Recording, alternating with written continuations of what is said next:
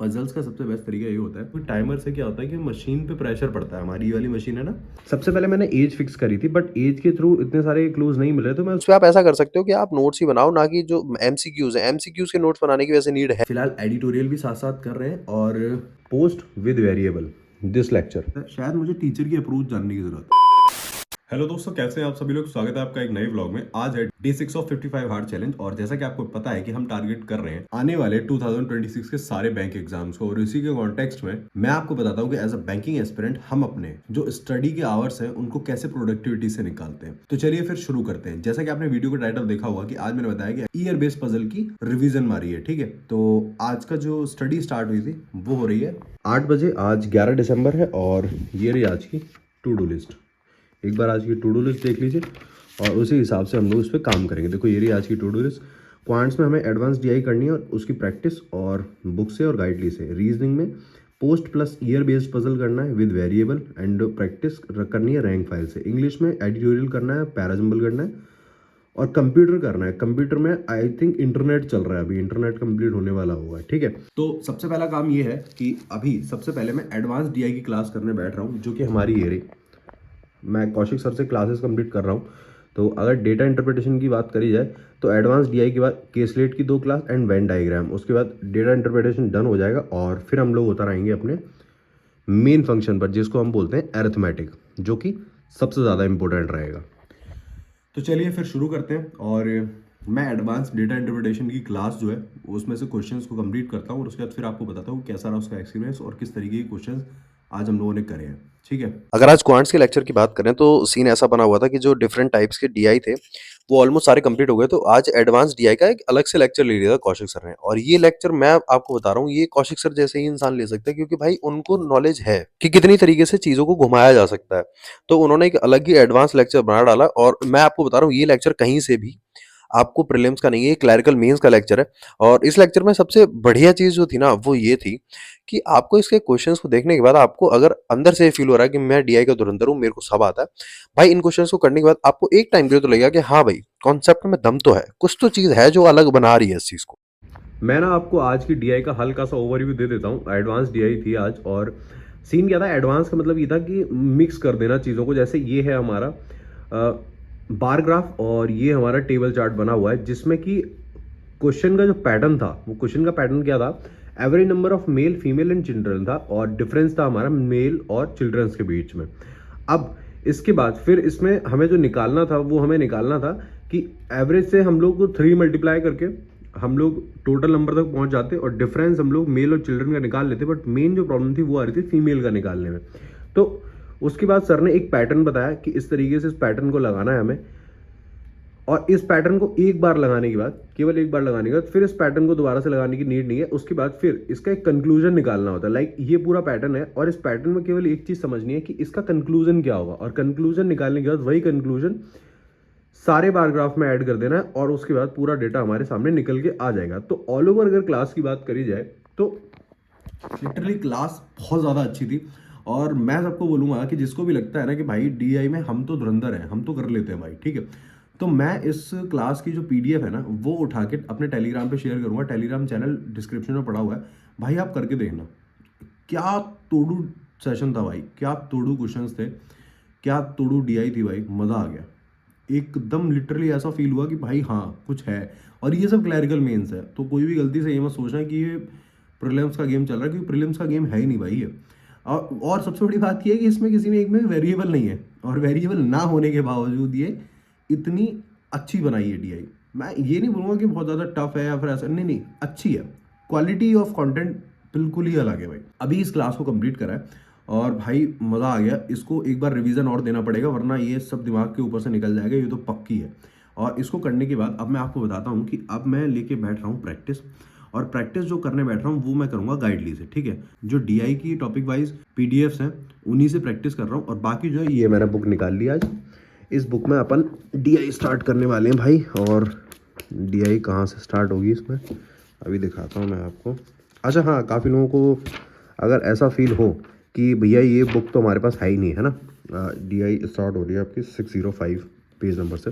अगर किसी को ऐसा फील हो ना कि भैया ये वाली बुक हमारे पास तो है नहीं, आप तो ये कर लोगे, टेंशन मत लेना, इस बुक की पीडीएफ जो है मैंने टेलीग्राम पे शेयर कर दी है, तो जाके पीडीएफ डाउनलोड कर लो और क्वेश्चंस करना स्टार्ट करो, मज़ा आने वाला है, ठीक है। तो इसकी प्रैक्टिस करता हूँ और उसके बाद फिर लेके बैठूंगा रीजनिंग, ठीक है। आज से जो मैंने प्रैक्टिस में नई चीज़ ऐड ऑन करी है वो है हमारी दक्ष क्वांट की बुक, जो कि इसको मुझे कंप्लीट करना है किसी भी हाल में, क्योंकि ये बुक मंगाने का मतलब ये नहीं है कि ये रखी दराज में सड़ती रहे। इसका काम है इसको यूटिलाइज़ करना।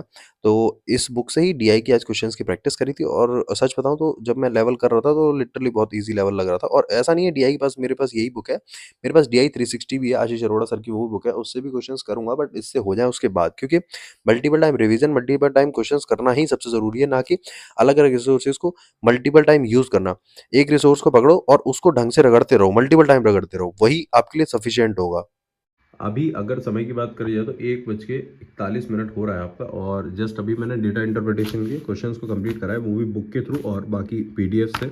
तो मैं आपको बताता हूँ कि आपको अगर क्वेश्चंस की प्रैक्टिस करनी हो तो क्वेश्चंस की आपको कभी भी कमी नहीं पड़ने वाली है। बस आपको सिंपल सा एक काम करना है कि टेलीग्राम ज्वाइन कर लेना है, क्योंकि वहाँ से आपको कंटेंट की कभी कमी नहीं होने वाली। और अभी काफ़ी लोग मुझसे पूछ रहे थे कि भैया अर्थमेटिक का क्या सीन है, तो देखो मैंने आपको बताया था कि अपने वीक पॉइंट्स को एनालाइज करो और उन पर काम करो। तो मैंने एनालाइज करा कि मुझे डेटा इंटरप्रिटेशन का एक बार लेक्चर रिवाइज कर लेना चाहिए, एक बार क्वेश्चंस को रिवाइज कर लेना चाहिए, उसके बाद फिर क्वेश्चंस खुद से प्रैक्टिस करूँगा बैठ के। तो वो मैंने कर लिया, ऑलमोस्ट 2 दिन में एक डीआई कंप्लीट हो जाएगा और उसके बाद फिर अपन अर्थमेटिक पे आ जाएंगे टोटली, क्योंकि अपने को जो जो टॉपिक्स में दिक्कत है उन पर काम तो करना है, सीधी सी बात है।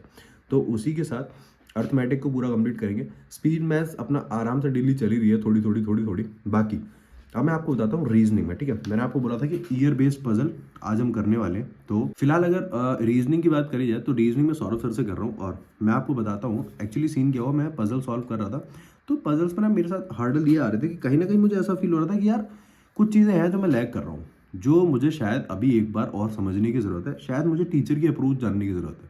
तो वही मैंने किया, मैंने पजल्स का लेक्चर लेना स्टार्ट किया।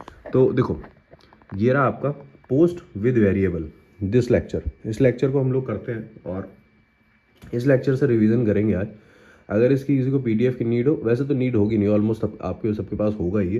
तो इस लेक्चर को करते हैं और उसके बाद फिर मैं आपसे बात करता हूँ, है ना।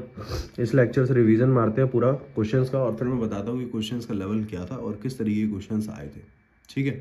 अभी जो क्लास में पजल मेरे सामने आया, एक्चुअली वो पजल थोड़ा-सा डिफरेंट था, क्योंकि उसमें ना वेरिएबल थे 3-4। सीन ऐसा हुआ था, एक सिटी है और आपका मेल फीमेल है जो शादी कर रहे हैं, और उसके बाद फिर आपका एक कलर है, और उसमें काफ़ी अच्छे लेवल का ये पजल है, और इसको मैंने खुद से काफ़ी हद तक ट्राई करा, लेकिन ऐज मैं फिर भी इसमें फिक्स नहीं कर पाया। और उसका सीन क्या हुआ, जो लोग आपको बोलते हैं ना कि भाई वीडियो लेक्चर पे बिल्कुल डिपेंडेंसी बंद कर दो, ओनली ऑन प्रैक्टिस करो बुक से और पीडीएफ से, वीडियो देखने की तो कोई ज़रूरत ही नहीं होती है, उन लोगों से हमेशा बचा करो। ये मैं आपको हमेशा से बोलता हूँ, उसका रीज़न देता हूँ क्यों। देखो अभी जस्ट ये पज़ल है, और इस पज़ल में सीन ऐसा है, और ये क्लैरिकल मेंस का पज़ल है। तो इसमें क्या सीन दे रखा है, सबसे पहले आपको शहर के नाम है, उसके बाद फिर एज है, और उसके साथ कलर्स भी हैं, और कलर्स के साथ फिर आपका मेल और फीमेल है, दोनों चीज़ें, ठीक है।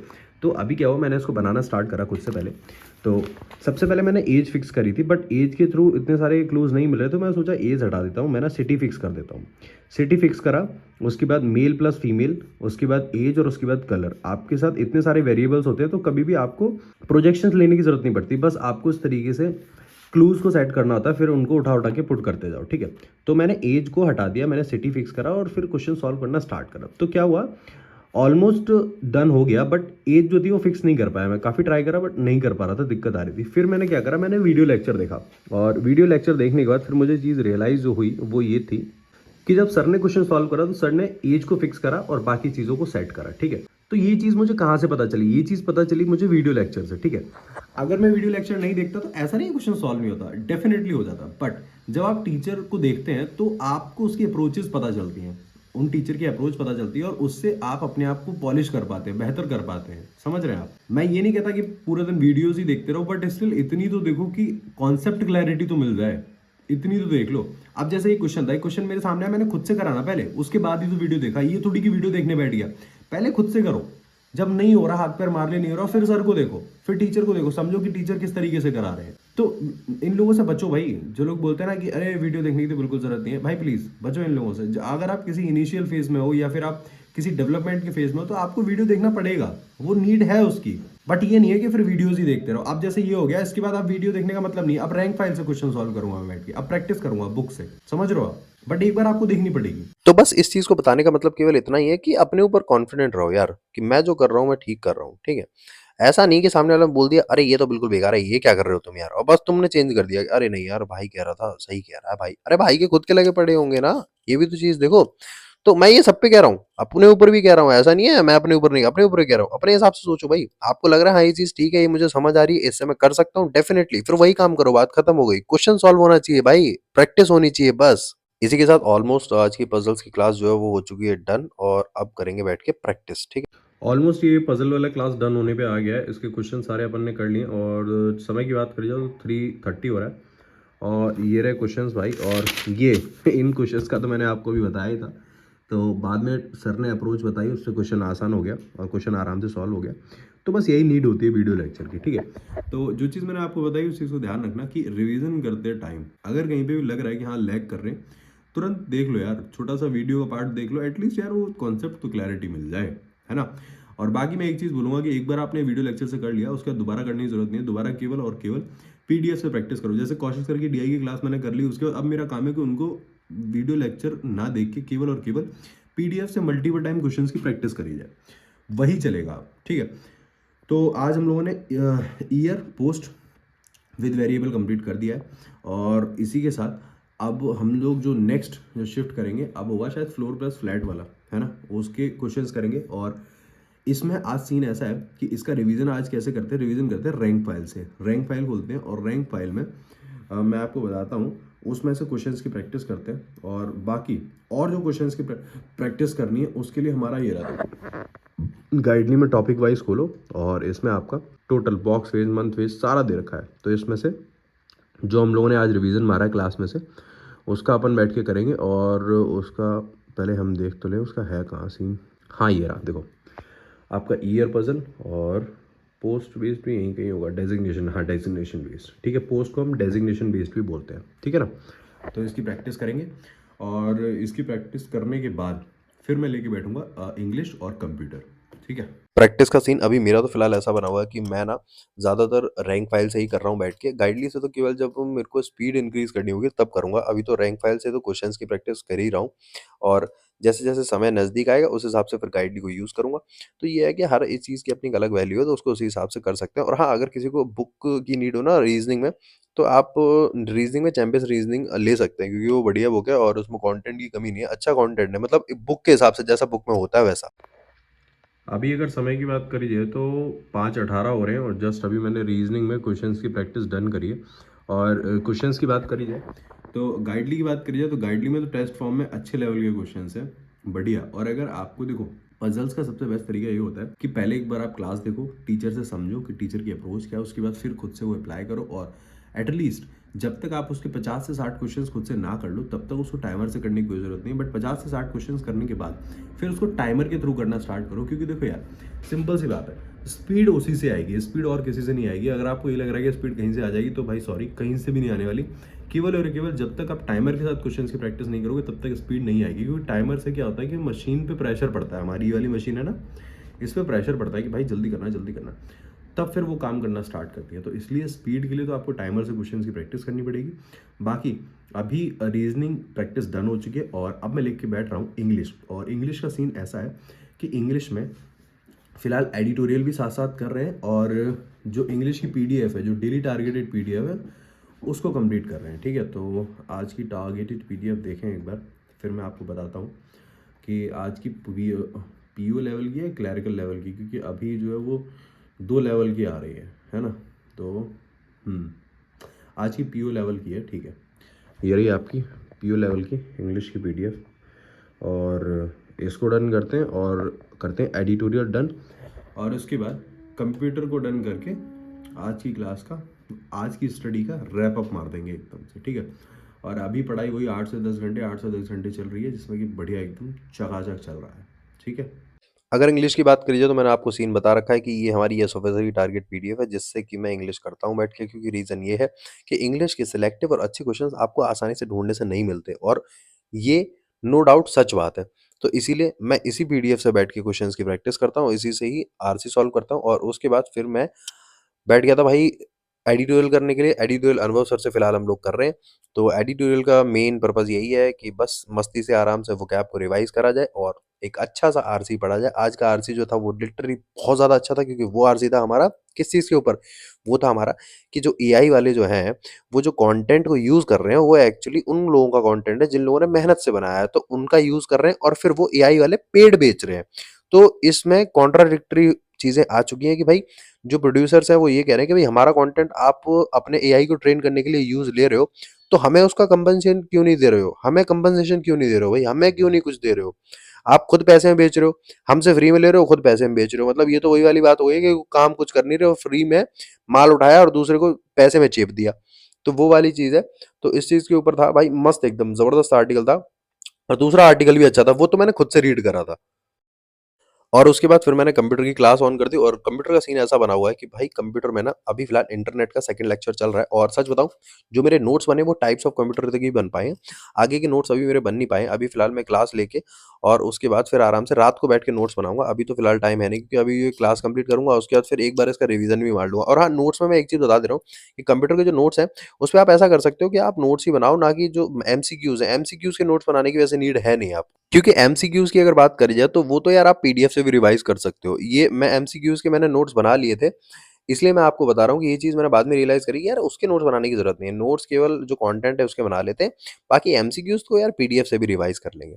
तो इसी के साथ आप अपने नोट्स बनाते हुए चलना और मैं भी अपने नोट्स बना लूँगा, बाकी इनको पीडीएफ फॉर्म में भी कन्वर्ट कर लूँगा, जिससे क्या है कि अगर किसी को नीड होगी तो यार आराम से प्रोवाइड तो वो भी कर दूँगा, क्योंकि मेरे नोट्स ऑलमोस्ट पीडीएफ फॉर्म में कन्वर्ट नहीं है, इसलिए दिक्कत होती है बहुत। अभी जस्ट कंप्यूटर की क्लास ओवर करी है, इंटरनेट का लास्ट लेक्चर था वो कंप्लीट करा है और इंग्लिश भी डन हो चुकी है। तो अभी मैं आपको बताता हूँ क्या हुआ। अभी कंप्यूटर की क्लास में डार्क वेब के ऊपर चल रहा था, इंटरनेट का लेक्चर चल रहा था, तो उसी में था। तो एक भाई का कमेंट आता नीचे कि सरकार इसको बंद क्यों नहीं कर देती। तो सर समझाते हैं कि भाई एक चीज़ बताओ, गोला बारूद है जो बनता है उसको सरकार बैन क्यों नहीं कर देती, ये क्यों नहीं बोलती कि भाई इनको इस्तेमाल ही मत करो। तो उन्होंने बोला कि हर चीज़ के पॉजिटिव नेगेटिव दोनों एस्पेक्ट होते हैं। अगर डार्क वेब को आप यूज़ ढंग से कर रहे हो तो अच्छी बात है, और नहीं कर रहे हो तो दूर रहो भाई उससे, मतलब ही क्या है फिर आपका। तो यही सबसे बड़ी चीज़ होती है कि हर चीज़ के पॉजिटिव और नेगेटिव एस्पेक्ट आपको मिलेंगे देखने को, बट वो आपकी मेच्योरिटी पे डिपेंड करेगा ना कि आप कितने मेच्योर्ड हो, आप उस चीज़ को कैसे हैंडल कर रहे हो। बस इतना ही आपको बताना था। बाकी आज के व्लॉग को हम लोग यहीं पे एंड करते हैं और इसी के साथ साथ जो आज की टू डू लिस्ट है हमारी, उसको मैं आपको बताता हूँ कि ऑलमोस्ट उसमें सारी चीज़ें हमारी जो हो चुकी हैं वो डन। अगर एडवांस डीआई के लेक्चर की बात करी जाए तो वो डन हो गया है, प्रैक्टिस डन हो चुकी है और year based puzzle, post based puzzle done हो गया, एडिटोरियल डन, कंप्यूटर डन। तो ऑलमोस्ट सारी चीज़ें हमारी हो चुकी हैं डन, ठीक है ना। तो इसी के साथ आज के व्लॉग को हम लोग यहीं पे एंड करते हैं और आज की स्टडी को भी रैप अप करते हैं। और इसी के साथ आपने अभी तक चैनल को सब्सक्राइब नहीं करा तो सब्सक्राइब कर लीजिए, वीडियो को लाइक कर लीजिए और जितना हो सके अपने दोस्तों में शेयर कर दीजिए कि भाई अगर तुझे कोई चीज़ समझ नहीं आ रही है तो तू यहाँ से देख सकता है, ये बंदा है, ये बंदा डेली अपनी चीज़ दिखाता है एक्चुअल में कि भाई वो कैसे प्रोडक्टिविटी से अपने टाइम को यूटिलाइज कर रहा है, ठीक है। और उसी के साथ हम लोग मिलते हैं नेक्स्ट व्लॉग में, तब तक के लिए पढ़ते रहिए, मुस्कुराते रहिए। हर हर महादेव।